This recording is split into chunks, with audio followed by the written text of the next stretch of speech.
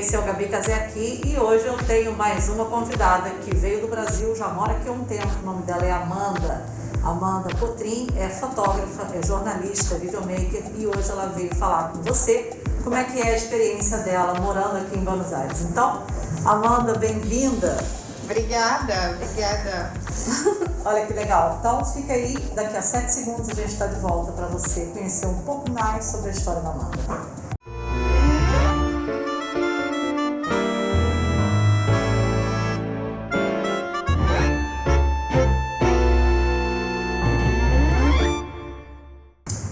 Volta, esse é o Gabi Casé aqui, esse é um quadro do meu canal onde eu sempre estou entrevistando brasileiros que estão morando em Buenos Aires.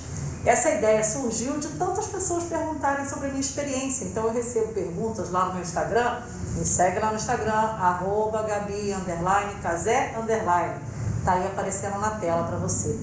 E aí eu falei, cara, e se eu realmente chamar outras pessoas para também falarem como é que é morar aqui, né? Então você vai ter diversificação de opiniões, inclusive nessa playlist tem um monte de gente que já deu entrevista. Dá uma checada na descrição do vídeo e acompanha esse vídeo até o final, porque a Amanda tem muita coisa legal para te contar. Amanda, essa é a introdução que eu gosto de fazer porque parece que é bom explicar, né? E você não sabe como eu estou feliz de te receber aqui, porque a gente já se conhece há um tempo, tivemos um contato breve antes da quarentena, e agora a gente voltou a se ver depois de mais de um ano. Durante esse período que você esteve aqui em Buenos Aires, passando por quarentena e tudo isso, deu vontade de voltar para o Brasil, de desistir? Como é que foi a sua quarentena aqui? Ótima pergunta. Inclusive, muita gente me fazia essa questão, né? Por que você não volta? Você está com a sua família, vai passar perrengue aí, sozinha. E a maior certeza que eu tinha é que era aqui que eu queria estar. Justamente na primeira semana, no primeiro mês, que foi mais apertado aqui de quarentena, né, que não podia sair para nada, eu sentia muita paz no meu coração. Então era uma espécie, sabe quando você está de acordo com as suas escolhas? Eu acho que quando a gente está de acordo com o nosso desejo, não tem muito espaço para angústia. Então eu fui vivendo um dia de cada vez mesmo, assim. Claro que profissionalmente mudou muito, porque eu trabalho com fotografia, eu atendi um público basicamente de estrangeiros, então com as fronteiras fechadas eu tive que me readaptar. Fui fotografar outro tipo de produtos, outros tipos de segmentos e também me dedicar à escrita, que eu também sou jornalista. Então muita coisa eu conseguia fazer online. E um dia de cada vez, a academia virou dentro de casa, as reuniões online, mas com a segurança de que eu estava num país e principalmente numa cidade que eu gosto muito e que eu gosto da minha vida aqui. Acho que isso foi muito importante para passar pela quarentena. Amanda, e quando você fez essa busca para as coisas se tornarem mais simples e conseguiu encontrar um novo caminho na sua profissão, você achou que o online era a única saída? Ou você conseguiu diversificar de outras formas, como por exemplo, agora mesmo você citou da sua formação acadêmica. Você não é só jornalista, você tem um currículo maravilhoso, inclusive com mestrado, doutorado. Como que essa qualificação acadêmica te ajudou a superar essa crise e ainda por cima morando fora do seu país natal? Olha, foi fundamental, porque assim, quando a gente migra, a gente é uma folha em branco. Tem essa sensação. Mas ela é só uma sensação, porque na realidade você tem um arquivo, né? Você tem uma história. E aí é hora de rever isso. Então, muitos contatos que eu tenho no Brasil, clientes no Brasil hoje em dia. Então, essa parte acadêmica, por exemplo, fazer revisão de texto foi muito importante. Comecei a dar consultoria, aulas online de fotografia, de produção de texto. Então, eu fui criando formas de conseguir me manter na cidade, porque também tem isso. Eu quero estar em Buenos Aires, mas como eu vou construir formas para o meu desejo se sustentar? Então, isso foi muito importante. Também fiz muitos contatos com os locais. Porque como eu trabalhava muito com os turistas e os estrangeiros, eu acabava que não tinha tanto contato com brasileiros que moram aqui ou com outras nacionalidades que moram aqui. O próprio argentino. O próprio argentino. Então também se transformaram em clientes. E são redes de conexão, né? Eu acho que quando a gente está em movimento, uma coisa gera outra, que gera outra, que gera outra. E hoje eu estou mais estruturada e consigo dizer que as escolhas que eu fiz acho que foram acertadas em seu momento e estou feliz. Que legal. Essa coisa da folha em branco, né, que você citou, é realmente uma angústia de muita gente que vem morar aqui, né? A pessoa fala, olha, mas a minha faculdade vai valer, né? Os meus anos de experiência na profissão X, Y, Z, será que são válidas aqui em Buenos Aires? Enfim, as pessoas têm muita dúvida disso, né? E de fato, quando você chega, você tem doutorado, mestrado e tudo isso, né? Então, até isso fazer sentido, demora um pouco e no final dá certo, você precisou convalidar alguma documentação. Como é que foi essa transposição, né, da sua bagagem acadêmica no Brasil para a sua vida acadêmica aqui, ou profissional, se o acadêmico te ajudou no profissional? Porque é uma angústia de muita gente. Porque as pessoas acham que, e acham meio que com razão, porque elas temem isso e escutam outras pessoas falarem, de que, mas tudo que eu tenho no Brasil não vai valer lá, né? Como é que foi para você? Ótimo. Eu acho que muito depende da área que a pessoa atua. Algumas profissões exigem realmente uma convalidação, uma revalidação, não sei como seria o termo, mas a minha área, que é a comunicação, isso é irrelevante, assim, esteja onde eu estiver, eu tenho uma caneta, um papel, uma câmera fotográfica, eu consigo trabalhar. Eu acho que isso é uma vantagem de quem trabalha com jornalismo, fotografia, audiovisual. Então, eu não tive esse problema. Eu acho que o maior desafio, que eu nem entendo como um problema, mas um desafio, era me conectar com o lugar que eu estou para poder falar sobre ele. Porque eu falo de Buenos Aires, eu faço trabalhos para jornais no Brasil em que eu estou falando das questões de Buenos Aires, que interessam ao público brasileiro. Eu fotografo pessoas que vêm a Buenos Aires e que querem conhecer Buenos Aires. Então, a cidade de Buenos Aires é como a personagem principal das minhas criações e dos meus trabalhos. Então, o desafio de sair dessa posição da turista, num primeiro momento, depois a estrangeira e agora essa sensação de realmente pertencer ao lugar e às vezes até coisas que você não olhava e você começa a olhar. Acho que é uma mudança na mirada mesmo. Eu acho que essa bagagem assim, acadêmica, do jornalismo, da fotografia, ela foi bacana porque mais que nada te dá ferramentas para você conseguir ler as coisas que parecem muito difíceis e você, enfim, consegue dar uma cadência para isso. A minha avó falava isso, né, que conhecimento não ocupa espaço, né? Então, eu imagino que toda a sua bagagem cultural, acadêmica, investigativa tenha te valido, esteja te valendo para o trabalho que você está fazendo hoje em dia. E em relação a cliente, né, você citou, eu quero te perguntar em relação a cliente, se eles são tão parecidos quanto os clientes brasileiros em termos de desejos, exigências e protocolos, ou se são diferentes os clientes argentinos em relação aos clientes brasileiros, e se você precisa de uma carteira internacional de jornalista ou alguma coisa assim, né? Se alguém te pede isso, ou, por exemplo, no Brasil, a gente como jornalista, a gente fala qual jornal a gente trabalha, mostra nosso registro na carteira de trabalho, a gente consegue entrar em qualquer evento. Aqui, você precisaria de uma carteira internacional para isso? O que precisa, né? Isso é legal para você que é da área de comunicação, da área de jornalismo. Eu queria saber se você tem essa informação. Mas foram 2 perguntas em uma, então parece CPI, né? Que a pessoa faz 7 perguntas numa frase. A outra é justamente do jeitão do cliente. Se o cliente argentino é igualzinho cliente brasileiro, tipo mãe, é tudo igual, ou se tem uma característica diferente dos clientes do Brasil. Tá. Pensando em clientes da fotografia, são diferentes, sim. Eu acho que o brasileiro, de modo geral, ele tem muito mais interesse e desejo em ser fotografado do que o argentino. Acho que o brasileiro valoriza mais. A coisa de se exibir? Da imagem, de falar, não, isso é importante. E que aqui na Argentina eu tive experiência de fotografar e filmar recebidas, né? Quando os alunos terminam a graduação e aí faz uma festa. Recebidas é tipo formatura? Formatura, isso, da medicina principalmente.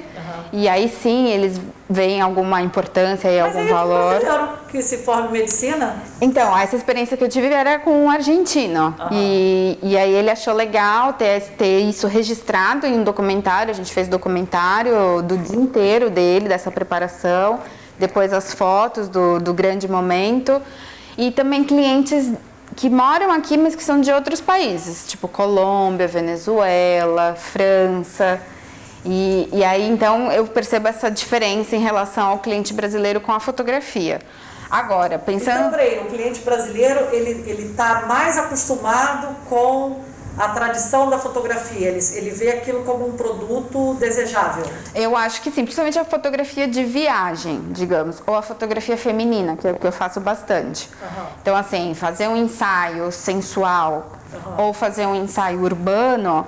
É muito difícil que uma argentina se anime e diga, não, isso... Ela pode até... Tipo um book.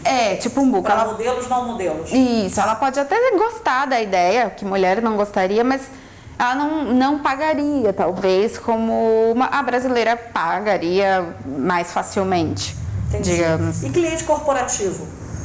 Tipo, né? Tipo restaurante, publicidade. Sim. Eu trabalho também com microempreendedores e marcas que precisam da imagem para poder fazer o storytelling. Então, consultório de psicólogos já atendi, ou profissional liberal que quer se expor e expor sua marca nas redes sociais, restaurantes aqui, restaurantes brasileiros, a maioria. Que legal. Então, tem essa relação. Com o jornalismo, é muito parecido com o Brasil. Então, assim, se eu vou para uma cobertura que eu preciso ter uma credencial de imprensa para entrar, se eu estou trabalhando como freelance, esse jornal no Brasil é que vai me fornecer. Agora... Mas você não precisa daquela carteira, porque tem, né? Uma carteira internacional de jornalista. Tem o MTB, que é tipo o registro de jornalista que vale no Brasil. Mas, por exemplo, quando eu fui para a Venezuela, eu fiz uma cobertura jornalística lá, eu precisei do visto, que é um visto diferente, o visto de imprensa, por segurança. Porque eu estava um pouco receosa de estar na rua fotografando e, de repente, alguma autoridade encucar comigo e aí falar se eu não apresento nenhum documento. Então, eu tinha o visto de imprensa. Mas aqui, como jornalista freelance, não foi necessário. Assim, eu acabei de fazer uma reportagem sobre... a legalização do aborto aqui na Argentina, né? Entrevistei uma pessoa, etc., para um jornal brasileiro e realmente não tem... eu não sei como é que os órgãos de imprensa aqui encaram isso. Por exemplo, para o ator, né?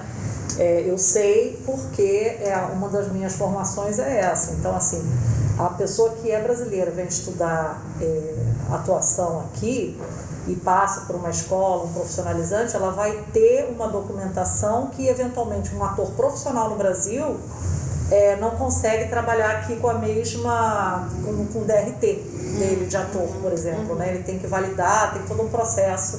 Eu nunca fiz isso para ninguém, nem para mim mesmo. Mas talvez seja por isso, porque ele está trabalhando numa companhia daqui. Exatamente. E no meu caso eu trabalho para jornais de lá. Do Brasil. Mas você pode dizer para quem está assistindo a gente agora, que é uma área bacana de se atuar aqui em Buenos Aires, comunicação, publicidade, audiovisual, fotografia. Fala um pouco da sua experiência com os turistas, se você está animado agora com a abertura da fronteira, que ainda não abriu. Estamos aí em maio de 2021, não sabemos quando vai abrir a fronteira, tá? Caso você esteja assistindo esse vídeo em outra data. Eu tô bem... Com pouca esperança, digamos assim. Eu acho que enquanto a vacina não avança, a gente não tem nenhuma perspectiva de abrir fronteira. Você acha que vai abrir só no final do ano? Eu acho que talvez aconteça como o ano passado, assim. Deu uma respirada no final do ano. Mas eu encontrei na fotografia de viagem o meu lugar, assim, porque ali é Buenos Aires, que é uma cidade que eu amo, que é super fotogênica, e pessoas, que eu gosto de fotografar pessoas. Então, para a minha realidade, para os meus objetivos, porque para mim é valor, fez muito sentido. Agora, eu não sei como é a experiência, por exemplo, de trabalhar numa redação de jornal aqui na Argentina. Eu sei que o piso salarial aqui é bem inferior ao do Brasil e também sei que eles pagam os freelas com um valor também bastante bacana diferente. é trabalhar para jornal estrangeiro. Sim. Aqui. Isso sim. Antes de eu seguir o nosso bate-papo com a Amanda, eu quero pedir para que você dê um like nesse vídeo. Aliás, não só dê um like nesse vídeo e se inscreva no canal caso você não esteja inscrito. Sabe por quê? Esse canal é especializado sobre a Argentina. Eu falo sobre isso o dia inteiro, 24 horas por dia. Todo domingo tem vídeo novo no canal e ainda por cima tem sempre esse quadro bacana que é uma entrevista legal com um brasileiro que mora aqui. Então vamos voltar com a Amanda, que eu quero saber, afinal de contas, que amor é esse por Buenos Aires? Porque isso é uma coisa que eu tenho, que você tem e que muitos brasileiros têm. E que os argentinos, inclusive, acham estranho. Eles falam, como assim, né? Vocês gostam tanto da nossa cidade, do nosso país? Porque aqui a gente está na capital federal, você mora aqui em Caba também. Me conta aí desse amor pela cidade, como é que aconteceu, há quanto tempo você já mora aqui? Legal, então, tinha conhecido Buenos Aires de turista em 2013, tinha sido uma passagem breve, Argentina, Chile, depois eu consegui uma bolsa de doutorado, de intercâmbio, fazer parte do meu doutorado em La Plata, na Universidade de La Plata. Ah, La Plata! Foi então a minha primeira vez, digamos, vivendo na Argentina. Isso foi em 2018. E aí eu fiquei nesse intercâmbio por 6 meses. E aí quando acabou o intercâmbio, eu estava passando por um processo pessoal de muita transformação. E aí eu decidi viajar pelo mundo. Na verdade não foi uma decisão consciente, assim, as coisas foram acontecendo. Eu só sabia que eu não queria viver em São Paulo, não queria estar no Brasil. Você é de São Paulo, capital? Sou de São Paulo, mas nos últimos anos eu estava morando em Campinas por causa da Unicamp, da Universidade. Eu morei em Campinas. Ah, sim? Sim. Ah, você gostava? Eu gostava de Campinas. Agora, a galera de Campinas não gostava de Campinas. Isso eu acho engraçado. Eu acho, assim, nada, né, contra quem estiver assistindo a gente de Campinas, mas não sei, acho que é uma cidade um pouco provinciana, assim, não sei, tinha umas questões. Assim. Eu gostei muito de Campinas. Eu morei em Campinas, morei em São José dos Campos e morei em São Paulo. Legal. E no meio do caminho tinha aquela Vinhedo, não tinha? Vinhedo, sim, sim. Eu tive planos de morar em Vinhedo, mas nunca concretizei, que é uma cidade chiquita, né? Pois é. E aí, daí São Paulo para Buenos Aires foi uma trajetória acidental, depois dessa coisa de querer conhecer o mundo, ou já foi planejado, assim, não, agora eu vou pousar em Buenos Aires? Foi um pouco dos dois, assim. Quando eu comecei o meu percurso viajando, eu fazia troca de hospedagem por trabalho, num programa de voluntariado nos hostels. Isso é um programa internacional que existe ou foi uma iniciativa sua de busca em cada lugar? Estou te perguntando isso porque tem gente que me pergunta sobre isso. Fala então um pouquinho dessa experiência. Existem essas duas possibilidades. Tem gente que encontra os hostels de forma independente. Vai buscando nas redes sociais e mandando mensagem. Mas existe um site, um aplicativo chamado Worldpackers, que sistematiza tudo isso, hostels do mundo inteiro, não só da América do Sul. E eles ganham dinheiro ajudando? Sim, você precisa pagar uma taxa anual para você ter acesso a essa plataforma. Na época era $40, o que era bastante ok por ano, né? E aí você tem acesso a todas as vagas de voluntariado. A maioria é hostel, mas às vezes tem ONG, às vezes tem centro cultural. Olha, desculpa, esse link que ela falou agora vai estar disponível aqui na descrição do vídeo. Então não deixa de conferir esse link e outros links que também vou citando aqui na entrevista. E você fez a inscrição nesse lugar? Pagou os $40? Sim, paguei os $40. Porque valeu o investimento? Valeu muito, porque é uma plataforma que, assim, além de você ver opiniões de outras pessoas que fizeram voluntariado ali, você consegue falar com o dono do hostel, o responsável pelo hostel. Você consegue obter algum tipo de informação anterior, né? Não Total. Chega assim. Não, tem as fotos do lugar, tem a quantidade de voluntários que estão trabalhando ali. É muito amparado, assim. E se der algum problema com o hostel, do tipo, ele vendeu uma coisa, você chegou lá é outra coisa, a plataforma te dá um seguro. É como se fosse um Airbnb de voluntários. Então funciona super bem. E aí eu comecei por aí e vivi 1 ano em hostel. Só que Mas em que lugar? Então, eu comecei pelo Brasil, que eu ia buscando cidades baratas também, para me manter viajando, porque a ideia era economizar dinheiro também, não era turismo necessariamente, era quase uma busca de autoconhecimento, um sabático, digamos. E aí eu voltei para Buenos Aires, vim fazer um curso de fotografia. Terminou o curso de fotografia, fui pro norte da Argentina, depois eu subi. Tudo isso como voluntário? Tudo isso como voluntário. Gente, olha que ideia fantástica. Eu sabia que isso existia, mas primeira vez, inédito, ó que legal, que eu trago um entrevistado que dá esse depoimento pessoal. Então existe mesmo, vale a pena, é tranquilo. Vale super a pena. Inclusive aqui na Argentina, para me manter viajando dentro do país, eu fiz parceria com a Nueva Chevalier, que é uma empresa de ônibus. Então eles me mandavam para os destinos que eles queriam conteúdos de viagem e eu não pagava a passagem. E aí chegando lá ainda tinha o hostel, que eu também não ia pagar. Então era uma forma muito econômica para mim. E principalmente porque o hostel, você não precisa ficar 1 mês, 1 semana, você vai ficando. Então é um jeito também de você se conectar com o lugar que você tá. Porque eu não queria ficar mudando toda hora, porque isso é muito estressante. Eles vão te dar um prazo, assim, tipo, aqui você só pode ficar tanto tempo? Tem mais ou menos um prazo, mas quanto maior for o seu tempo, para eles também é melhor. Porque toda hora ter que ficar mudando a equipe é um pouco desgastante. Então, um hostel, se você vai ficar 2 meses e eu vou ficar 2 semanas, ele vai privilegiar você que vai ficar mais tempo, isso com certeza. Entendi. Então, mesmo dentro disso, existe um processo seletivo. Eu imagino que quanto mais idiomas você falar, melhor. Agora, existe algum limite de idade ou alguma outra condição impeditiva que a pessoa realmente não possa participar? Você saberia dizer? Eu acho que, assim, maior de 18 anos, mas nenhum hostel nunca colocou um limite de idade. Assim, aqui na Argentina é muito importante que você fale o inglês e o espanhol, principalmente porque as atividades são bastante recepção. Alguns hostels precisam de limpeza. Só que eu sempre trabalhei com fotografia. Eu tive uma sorte também, porque eu só trabalhei com o que eu sabia fazer. Então eu trocava fotografia por hospedagem. Fazia toda essa parte de mídia social do hostel, às vezes ajudando em site. E aí saí do norte da Argentina, cruzei a fronteira para Bolívia. Onde você estava no norte? Chaco? Eu fui para Salta, Jujuy e todas aquelas cidadezinhas do norte da Argentina. Sim. Ai, que tudo! E depois você resolveu voltar para a capital? E aí eu rodei um pouquinho para outros países, fui para Bolívia, Venezuela, e aí eu volto. E todo mundo me perguntava, até quando você vai ficar viajando? Até quando? Até quando? Até quando? Eu dizia, olha... Quem perguntava, só para eu saber?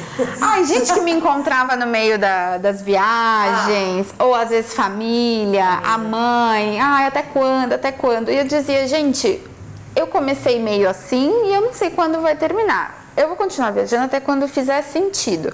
Mas eu acho que se eu tiver que escolher um lugar para ficar, eu escolho Buenos Aires. Só que eu falava assim pro vento, nunca foi um plano. Quando eu volto para a Argentina, eu lembro que eu voltei com uma proposta de trabalhar no Instituto de Direitos Humanos, um projeto específico que era para fotografar mulheres, porque são direitos humanos, enfim, e tinha um projeto interno ali que eu ia atuar. E, paralelamente, eu ia cobrir as eleições presidenciais aqui na Argentina para um jornal no Brasil. Então, foi a desculpa perfeita para voltar. Do Alberto Fernandes ou do Macri? Isso, do Alberto, em 2019. Aí, a minha ideia era, fico até as eleições terminarem, terminam as eleições, eu vou para Córdoba, de Córdoba eu vou para o Chile. Isso se você não pegasse uma quarentena pela frente, né? Só que aí, antes disso, eu comecei a não sentir mais tanta vontade de viajar. Buenos Aires, eu não sei se é uma sensação minha, até gostaria de te perguntar. É uma cidade que te completa muito, né? Eu sinto isso, porque aqui é uma cidade cosmopolita, bonita, organizada, é frio, né? Tem tudo. Então, assim, você vai ficando e você quer cada vez mais, né? Eu sinto isso aqui. Eu adoro, assim, tem uma conexão minha com a cidade, eu acho que é o lugar em que eu consegui me virar sozinha, porque pra mim, ter viajado sozinha como mulher na América Latina e poder, digamos, dar conta disso, pra mim, particularmente, foi muito importante. Então, é uma cidade que me dá condições de ter uma boa vida, uma qualidade de vida, em que eu não precise depender das pessoas para me mover, assim, o que para mim era um valor, né, pessoalmente. Claro. Então, segurança, muito importante, uma cidade com mobilidade, uma cidade cultural, uma cidade cosmopolita, como você mencionou, artística. Artística pra caramba. Pra caramba, assim, desde o fileteado até, sei lá, tudo. É impressionante realmente o quanto Buenos Aires tem esse aspecto cultural sem precisar levantar nenhuma bandeira, né? Simplesmente é assim, né? Desde o primeiro instante, e isso faz parte da nossa vida aqui, né? Nos seus momentos livres, você gosta de fazer o que em relação à cidade? Olha, não devia... Você cai uma das três Eu não opções. devia fazer isso, né? Mas assim, o meu hobby preferido, que é trabalho, né? Mas é sair pela cidade sem rumo para fotografar, assim. É como se a fotografia fosse uma desculpa para eu descobrir coisas que eu ainda não vi da cidade. Eu ainda tenho esse olhar de encantamento. Sim, assim. não podemos perder. Não podemos. E eu acho que a gente, mesmo depois de muitos anos vivendo em um lugar, faz bem essa renovação do olhar, assim. Então, verdade. Eu gosto de fotografar, gosto de ir para os cafés. Os cafés maravilhosos. Os parques. Nossa, um café a cada esquina praticamente. Assim, eu lembro que eu fui para o Brasil quando abriram as fronteiras em dezembro. Fui rapidinho para visitar minha família e eu fui fotografar em São Paulo. E não tinha um café, assim, só tem padaria em São Paulo, né? Mas São Paulo tem bastante café, mas tem mais padaria. Padaria, em todo quanto é canto. E a padaria é quase um lugar, assim, pra você tomar o café e tchau, assim, né? Não é um lugar pra você ficar ali. A gente fica. A gente fica, o café dura... Um cafezinho, você fica 6 horas seguidas no café, não é? Exatamente. Eu tenho uma entrevistada que falou sobre isso, a área. Amanda, aqui na capital federal, onde você mora, o bairro é? Eu tô em Almagro. Almagro, perfeito. Relativamente perto de tudo, né? Almagro, principalmente porque está bem central, você tem acesso a metrô, ônibus, caminhando também. O que você pode falar para quem está nos assistindo agora sobre a mobilidade aqui em Buenos Aires? Você que veio de São Paulo, Campinas mesmo é um exemplo que só se anda de carro, né? Agora, aqui, a pessoa precisaria necessariamente de um carro para viver aqui em Buenos Aires? Não, definitivamente não, assim, e eu sou uma pessoa que eu tinha um carro em Campinas, eu só andava de carro, então se eu tô dizendo que não precisa, realmente não precisa, assim. Amanda, eu te desejo tudo de bom, que você tenha muitas incursões comerciais aqui em Buenos Aires. Você poderia me dizer se você acha que a cidade aqui é um lugar bacana para fazer negócio, mesmo em crise econômica? Eu acho que é justamente em crises que a gente movimenta as coisas, né? Nada como crises para produzir mudanças. Sim. Então, eu acho que para profissionais criativos pode ser muito legal, assim, que é a área que eu atuo, né? Sim, essa oportunidade de buscar negócios e empreender, né? Empreender, sem dúvida. Isso é uma coisa que eu venho batendo na tecla também. A Argentina está em crise econômica, 90% da história argentina foi de crise econômica. E não por isso o argentino ou o estrangeiro deixa de empreender e falar sobre negócios aqui.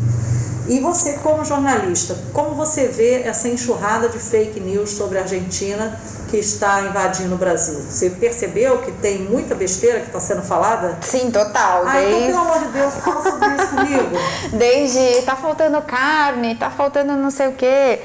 E, gente, assim, primeiramente se informem por veículos de imprensa confiáveis, assim, mensagem de WhatsApp e vídeos de outros lugares, assim, acho que a gente tem responsabilidade pelo que a gente consome também. Então, assim, o problema da fake news é também porque existe um receptor ali que quer consumir isso, é um desejo de verdade. Não é verdade, mas ele deseja que seja. E aí ele consome e distribui. É mentira, assim. Eu acho que, apesar de todas as dificuldades econômicas que existem no país, uma política cambial, uma inflação alta e etc., é possível ter qualidade de vida aqui, é possível empreender e é possível ter uma vida que faça sentido. Eu acho que o mais legal é assim, se você sabe por que você está onde você está, o como é uma consequência. Legal, com isso a gente fecha a nossa entrevista, te agradeço demais, te desejo todo o sucesso do mundo e que volte sempre para contar as novidades. Obrigada a você, espero eu te entrevistar. Isso aí, legal, já topei. Então tá bom, muito obrigada, não deixe de compartilhar essa entrevista com 1 ou 2 grupos de WhatsApp, que não vai ser fake news, vai ser informação verdadeira. Um beijo e até a próxima.